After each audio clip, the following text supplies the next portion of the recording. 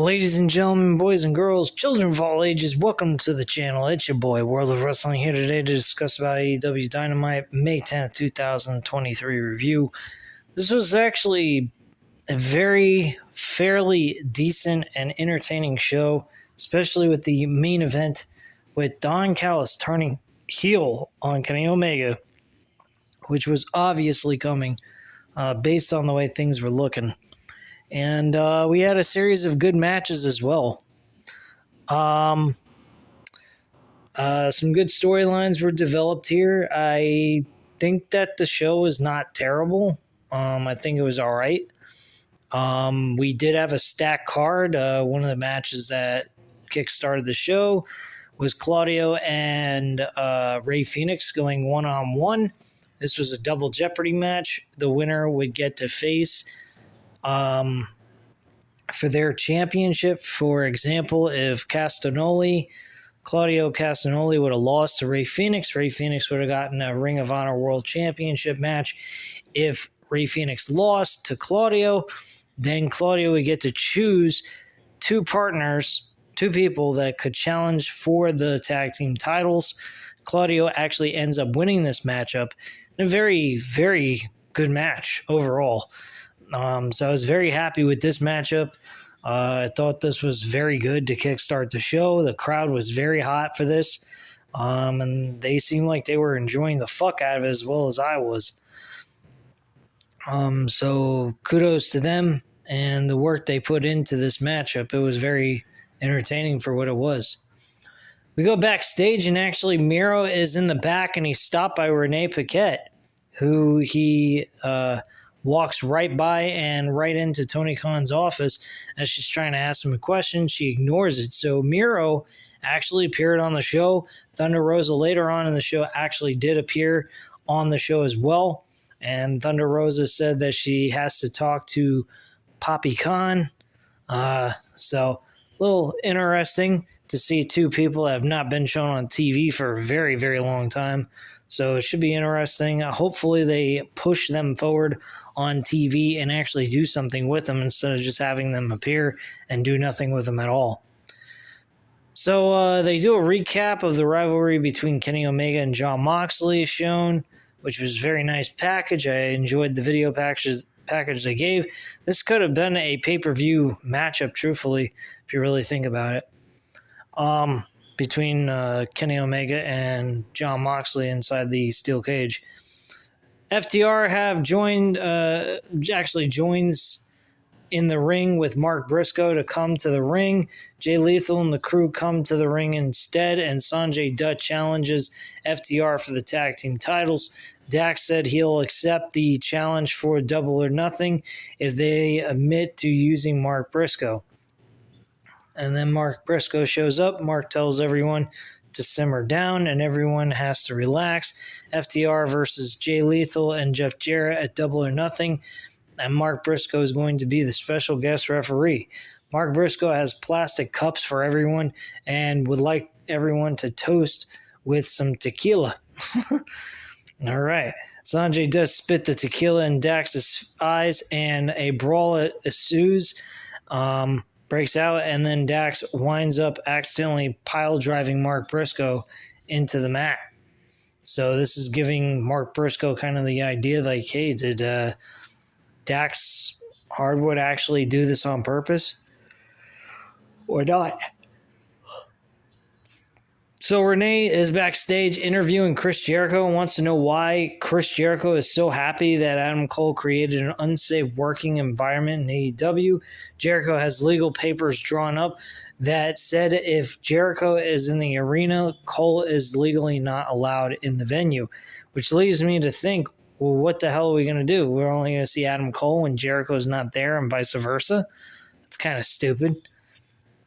It's kind of putting your storyline a little bit on ice, and you're substituting with Roderick Strong, which is what happens. And Strong says that while Cole may be banned, he isn't, so he challenges him to Falls Count Anywhere match next week, and Jericho accepts. But Roderick Strong has the JAS banned from the arena too, with documentation, lawyer papers stating that he is not legally able to have them in the arena with this matchup going on, even though this is a no-holds-barred match.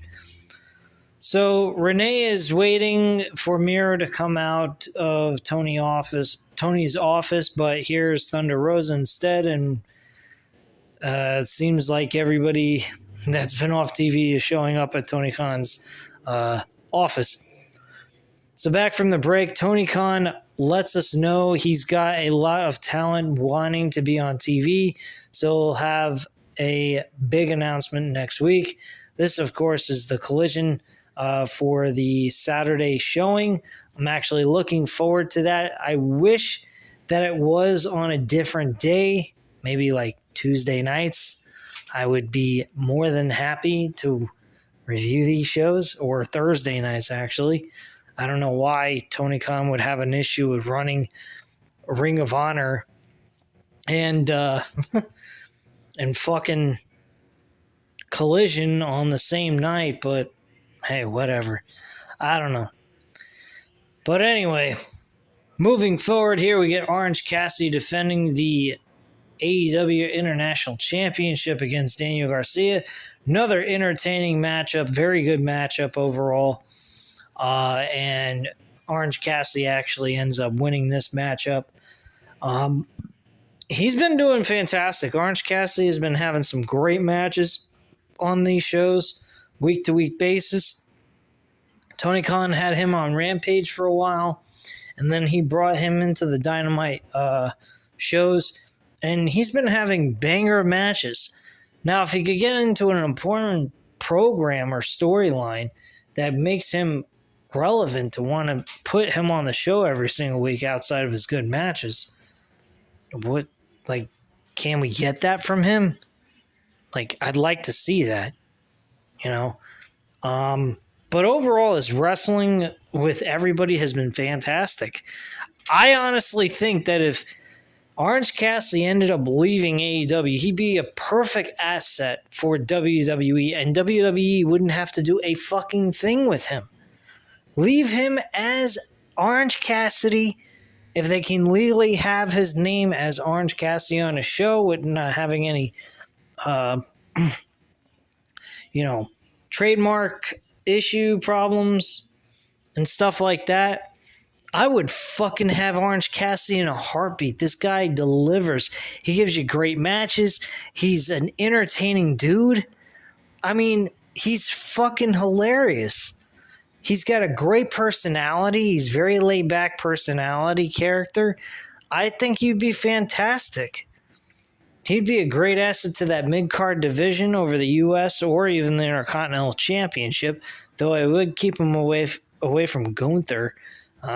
But could you imagine Austin Theory versus Orange Cassidy in a one-on-one match for the U.S. Championship? I'd be all over that. I'd fucking drool at the mouth from a match like that. I think those two would fucking have a kick-ass match.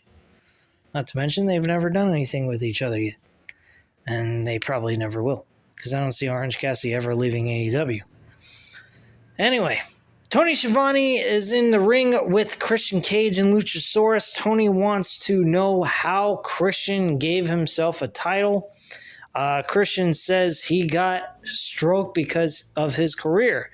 Christian says that unlike his previous opponent, this one has a father, but nobody cares about Wardlow's father, so let's move on. And then he starts picking on Arn Anderson. Starts mentioning Arn Anderson, he says, oh, well, the guy goes ahead once with his son for a moment, Brock Anderson, and then he leaves him high and dry because he sees a bigger cash cow like Wardlow, and he's hovering around Wardlow. And who's to say Arn Anderson is a great legend? Why is he considered to be a legend? Has he won any world championships? He's always been a lackluster, weak link to a tag team. He was also, on top of it, Ric Flair's lapdog. So let's be honest. Is he really all that great of a legend? He's never won a world champion his whole entire life, and I've won multiple world titles. which is very true.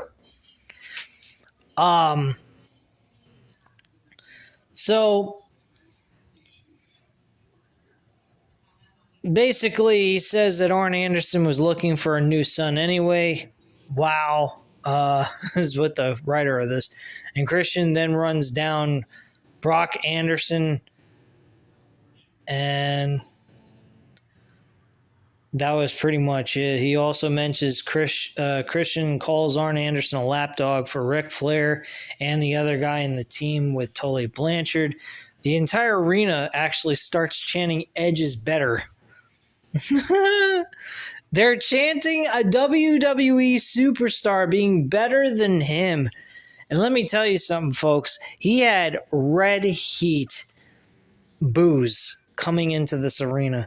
He was smiling. He was enjoying every fucking minute of this segment that he was a part of. And why not? He was doing his job. He was getting those people to hate him. And that's what he's supposed to do as a heel. And he was doing that 100%, even to the point where they were chanting, Edge is better. And let me tell you something, folks. Edge is a better wrestler than Christian is, based on the fact that they were tag team partners. But Christian does have accolades under his belt. He's not some weak link. He's been able to win world titles on his own.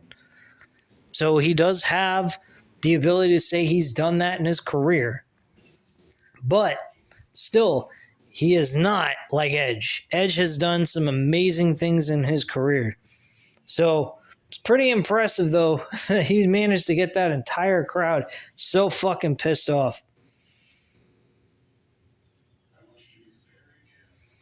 But anyway, we move on from that. We got a no-holds-barred match with Julia Hart and Anna Jay.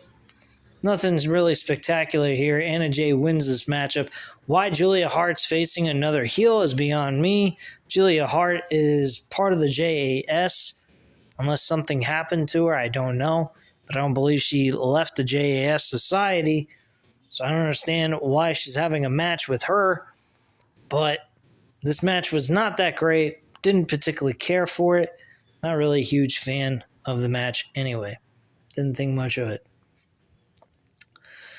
So next we had the open rules match. Best friends were actually deciding on whether to choose the rule, and that all witches are banned from ringside. Given the ability to make their choice of the rules, they want to ban all witches from ringside. This is the very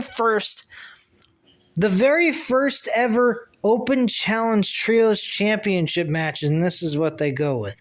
Witches being banned from ringside. Apparently, they must be looking at this as some kind of fucking joke instead of making this a very serious open challenge type of matchup.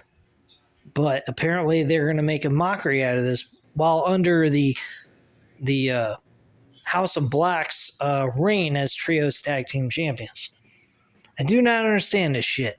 I really do not understand this nonsensical crap. And I think that AEW's got some huge problems with the House of Black. I think they mistreat them terribly. And I think they deserve a lot better than what they're getting, personally. Speaking of this new show, I think that the tag team titles and the Trios tag team titles need to be separated. If they're gonna do a brand split type of situation, keep the tag team titles on one show, Trios on another. That way, it's a lot easier to focus on each one for each show and be able to make a plan around each title for their division. Because right now, it's a complete fucking mess. Tag team division is absolutely terrible. Trios tag team is just a complete, throwing shit against the wall, hoping it sticks type of situation. Especially with this one, this was not taken seriously. Witches banned from ringside was the ruling for this match, given to the challengers to make the fucking rule of the match. Very fucking strange. Very weird. Have no idea. But there is no disqualifications and so forth, so they get to make up one little stipulation, and they decide to go with that nonsense. I have no idea what the fuck they were thinking. Anyway, we had Bandito, Chuck Taylor, and Trent Beretta tag teaming together as a trio against the House of Black of Buddy Matthews, Brody King, and Malachi Black. This was what it was. It was not anything spectacular. I mean, if you know what the deal is going to be, of course, House of Black was going to win, and that's what they did. So King gets a blind tag, and Black is then in with a spinning back kick to the face, right into a Dante's Inferno for the 1-2-3, and the House of Black get the win over Chuck Taylor. And that's how they win the match. Match was pretty standard, self-explanatory. If you've seen a trios match, you've seen them all. Basically, nobody fucking tagged in and out so much. And there was no rules, so technically they could have done whatever the hell they wanted. Nobody could say jack shit, anything. Anyway, so right after that, the House of Black necessary. Okay, so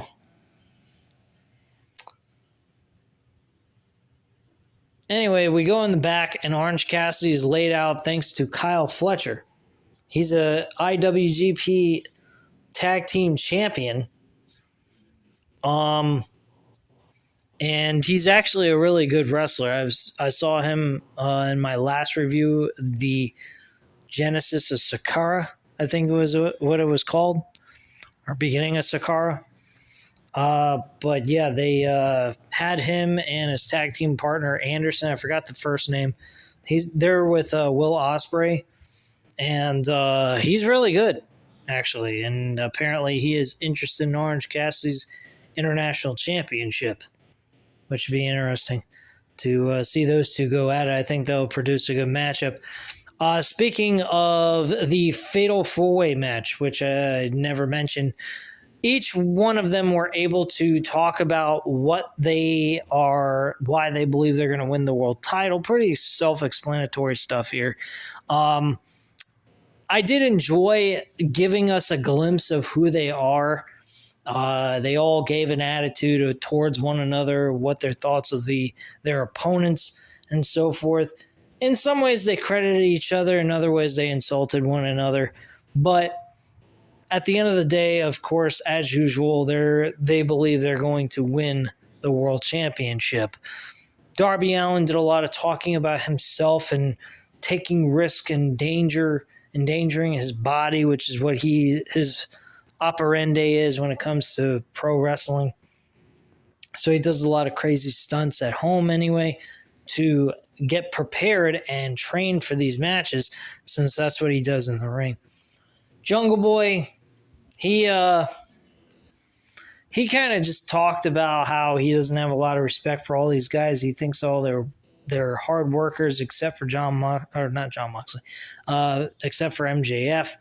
MJF basically he doesn't like the most because of the fact he hardly ever works, which he thinks is a crying shame that he's even the AEW World Champion with very few wins under his belt compared to what Darby Allin and Sammy Guevara himself have done. But it is what it is. MJF's story was basically simply put, it don't matter. You can stack the deck up against me all you want. I'm going to walk out of this as the world champion. I've beaten the best in this business to become world champion. I've beaten Jon Moxley, Bryan Danielson. I've beaten a ton of other guys in this business that are top name superstars and beaten them all. And that's why I'm the world heavyweight champion. I don't have to wrestle every single night to prove that to anyone. And I'm going to prove it at Double or Nothing that I'm going to walk out as world champ. And Sammy Guevara's promo was pretty much kind of what you've seen on All Access. If you watched All Access, you know what he says. He's very happy to be there. he will do anything it takes to actually win the world championship, and that he's not going to be anybody's lackey, so forth and so on. So, just a lot of things we already know and what they've said in the past, but we got a little insight on who they are as people as well. So I kind of like that little touch that they did a promo video for each one of them, telling their backstory on why they think they'll become the world champion. And that's pretty much that. Moving forward here, we had Jon Moxley, Kenny Omega closing out the show inside the steel cage. I gotta tell you, man, AEW does it the best. They basically combine the steel cage concept with the Hell in a Cell without the rooftop. I think it looks great. There's no escape, no way you can escape to win. You have to win by pinfall or submission.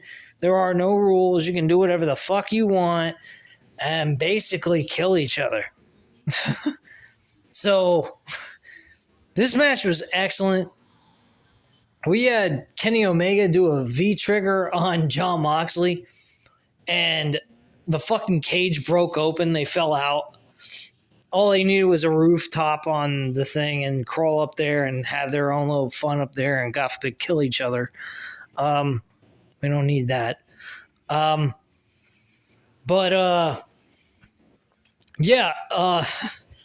Jon Moxley and Kenny Omega really tore each other apart. There was glass in the ring that was used. Jon Moxley introduced that. Jon Moxley also ripped the top corner of the turnbuckle in the corner, and the whole top rope was removed. That was all fucked up. He was also using the rope to choke Kenny Omega out in the middle of the match. I mean, everything in this match was complete insanity. And Kenny Omega connected with a one-wing angel, and he tries to go for the pinfall, but Don Callis, during this entire match, sitting on the outside of the cage, managed to get in the cage after a screwdriver was introduced by Jon Moxley. Jon Moxley's tried to take the screwdriver and hit Kenny Omega with it. That was taken from him before he got connected with the one-wing angel. And following that, went right in the middle of the pinfall, Don Callis decides to come in there and jack his face with a screwdriver, cutting his face wide open, and Jon Moxley gets the pin and gets the 1, 2, 3. And that's how the match ends. So a very brutal matchup overall. These guys really killed each other. After the match, though, Callis picks up Omega and whispers something to him before leaving the ring by himself.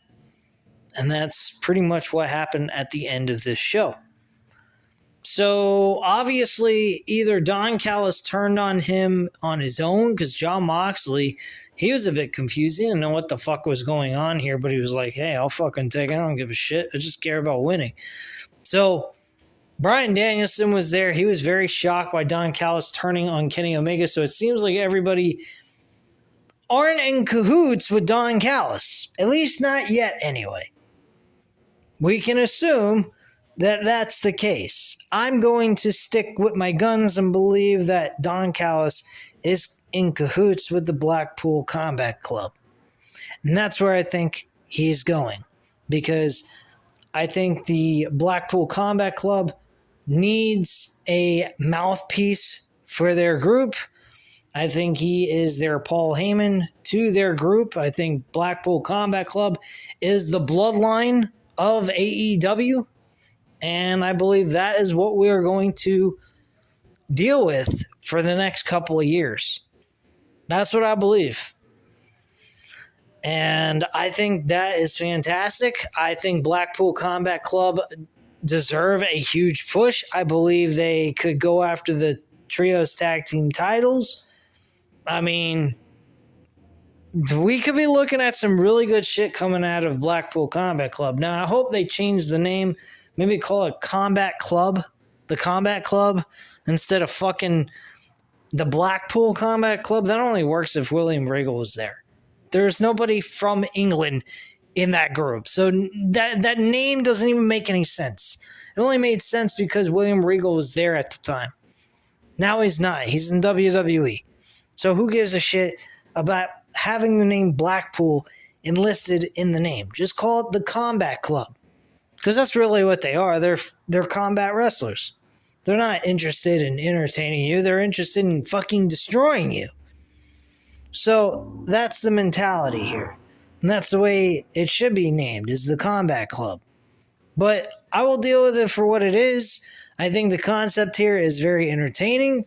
I love what Blackpool Combat Club are doing at this time. They are destroying the entire locker room. They are taking over. They are fucking doing NWO type shit. And I love it. But anyway, guys, that's all I have to say at this time. So you know what to do. Hit the like button if you like this video. Hit the subscribe button if you're not already subscribed to the channel. And leave a comment down below. I'll definitely get back to you on that. Thank you guys very much for watching. Have a great night, guys. Bye.